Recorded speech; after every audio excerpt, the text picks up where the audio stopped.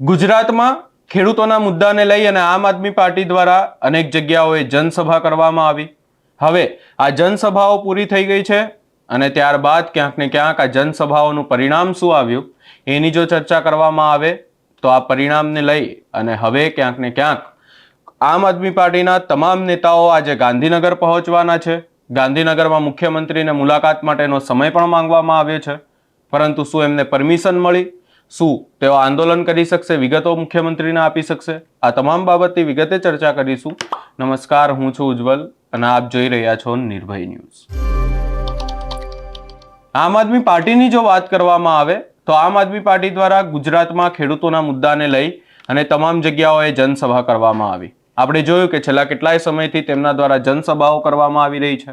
એ પછી સૌરાષ્ટ્ર હોય, ઉત્તર ગુજરાત હોય, કચ્છ હોય, આ તમામ વિસ્તારોમાં સભા કરવામાં આવી અને હવે આ સભાઓ પૂરી થઈ ગઈ છે. આ સભાઓ પૂરી થતાં જ ગોપાલ ઇટાલિયા દ્વારા મુખ્યમંત્રીને પત્ર લખી અને આમ આદમી પાર્ટીનું મંત્રીમંડળ મુખ્યમંત્રીને આ તમામ મુદ્દાઓને લઈ અને રજૂઆત કરવા મળવા માંગે છે એવો પત્ર લખવામાં આવ્યો. પરંતુ આ તમામ બાબતને લઈ અને જો ચર્ચા કરવામાં આવે તો મુખ્યમંત્રી દ્વારા સમય આપવામાં આવ્યો નથી, પરમિશન મળી પણ નથી. પરંતુ આ તમામ બાબતને લઈ અને આમ આદમી પાર્ટીના ઈસુદાન ગઢવી દ્વારા એવું કહી દેવામાં આવ્યું છે કે હવે તો એટલે કે આજે આખું જ મંત્રીમંડળ, આમ આદમી પાર્ટીના તમામ નેતાઓ, એ પછી ગોપાલ ઇટાલિયા હોય, ચેતર વસાવા હોય, આ તમામ લોકો ગાંધીનગર જશે. વધુમાં આ સમગ્ર બાબતને લઈ અને ઈસુદાન ગઢવી દ્વારા શું કહેવામાં આવ્યું સૌપ્રથમ એ સાંભળી લઈએ. તો આ 10 મુદ્દાઓની જે માંગણીઓ છે એ માંગણીઓ હું ફટાફટ એમાં લેતો જઈશ. તમામ મંડીઓમાંથી કરડા પ્રથા તાત્કાલિક બંધ કરવામાં આવે અને કાયમી ધોરણે બંધ કરવામાં આવે અને તમામને જેલ ભેગા કરવામાં આવે. આ બધી માંગણીઓ છે, વ્યાજબી છે, પોસિબલ થઈ શકે એવી માંગણીઓ છે. ખેડૂતોના પાકને એપીએમસી માર્કેટ સિવાય ગોડાઉન કે ફેક્ટરીમાં પહોંચાડવા માટે દબાણ કરવામાં ન આવે. સમગ્ર રાજ્યમાં કમોસમી વરસાદથી અસરગ્રસ્ત દરેક પાકના ખેડૂતને, ભાગ્યાઓને અને મજૂરોને, શ્રમિકોને પંજાબ સરકારની જેમ હેક્ટરે 50,000 વળતર આપવું અને એની એક જ મહિનામાં ચૂકવણી કરવી. આ મારી ત્રીજી માંગણી છે. આપે જોયું હશે કે પંજાબમાં આમ આદમી પાર્ટીની સરકારે દરેક ખેડૂતને એક જ મહિનામાં હેક્ટરે 50,000 રૂપિયા ચૂકવણી કરી છે.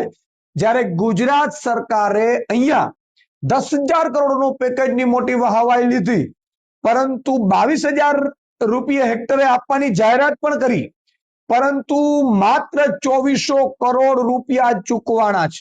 પછી ગુજરાત સરકારે ચૂકવવાની મનાઈ કરી દીધી છે અથવા તો એ ગલાતલા કરી રહી છે. અને એમના અમારી પાસે પુરાવા છે. કેટલાય ખેડૂતો છે, મારી પાસે પુરાવા છે કે જેમાં ખેડૂતોને જે સહાય જે 2 હેક્ટર કે પોણા 2 હેક્ટરની મર્યાદા મળે છે, પોણા 2 હેક્ટરનું નુકસાન છે. ખેડૂતોએ વીસી મારફતે પોણા 2 હેક્ટરનું ફોર્મ ભર્યું, જ્યારે ઉપરથી સહાયની જે આંકડા છે એ બદલી અને 0.30 કરી દીધું, એટલે કે માત્ર 30 ગુઠા કરી દીધા. આ પ્રકારની જે ગેમ ભાજપે ખેલી છે, એટલે એને રૂપિયા ના ચૂકવવા પડે એ માટે એને કર્યું છે, જે માત્ર 2400 કરોડ રૂપિયા ચૂકવાયા છે. બાકી કોઈ ખેડૂતોને ચૂકવવામાં ઠાગાઠૈયા કરી છે. એટલે એક તો 50,000 રૂપિયા હેક્ટરે પંજાબ સરકાર આપ્યું, ભાજપે ન આપ્યું. 22,000 આપ્યા, 22,000 જાહેર કર્યા તો 22,000 પૂરા ન આપ્યા. એટલે આ એક મુદ્દો છે. પછી ડેરી ને પશુપાલકોને તમામ સંઘોમાં ભાવફેર સીધો તેમના ખાતામાં અને સમયસર મળવો જોઈએ. આ મારી માંગણીઓ એવી છે કે જ્યાં સૌરાષ્ટ્રમાં આજે પણ બેફામપણે ડેરીઓમાં લૂંટ ચાલે છે. આપણે મોડાસામાં પણ જોયું હશે, ખેડૂતોએ મરવું પડ્યું ભાવફેર માટે.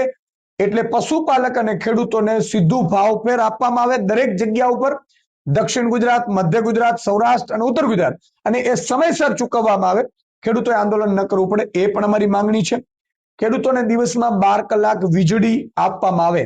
પંજાબમાં આમ આદમી પાર્ટીની સરકારે ખેડૂતોને અત્યારે પણ દિવસે વીજળી આપવાનું શરૂ કરી દીધું છે. માત્ર 3 વર્ષ હજી પૂરા થયા છે સરકારને. હળદર અને સાબરડેરી આંદોલનના ખેડૂતો પર થયેલા પોલીસ કેસ પાછા ખેંચવામાં આવે અને જેલમાં બંધ ખેડૂતોને તાત્કાલિક મુક્ત કરવામાં આવે. તમામ પાકોની ખરીદી સરકાર દ્વારા એમએસપી એટલે ન્યૂનતમ આધાર જે ભાવ છે, એમએસપી છે, એ પર કરવામાં આવે અને વ્યવસ્થિત સમયસર કરવામાં આવે. આ મારી માંગણી છે. ખેડૂતોને પૂરતી માત્રામાં અને સમયસર ખાતરની ઉપલબ્ધિ કરવામાં આવે. તમે જુઓ અત્યારે ખાતરો, જ્યારે ખેડૂતોને જરૂર છે ત્યારે ખાતરો બ્લેકમાં વેચાય છે. ખાતરની ખેડૂતોએ મોટી મોટી લાઈનોમાં ઊભું રહેવું પડે છે. કોઈ ભાજપના દલાલો હોય એના સિવાય કોઈને ખાતર મળતું નથી.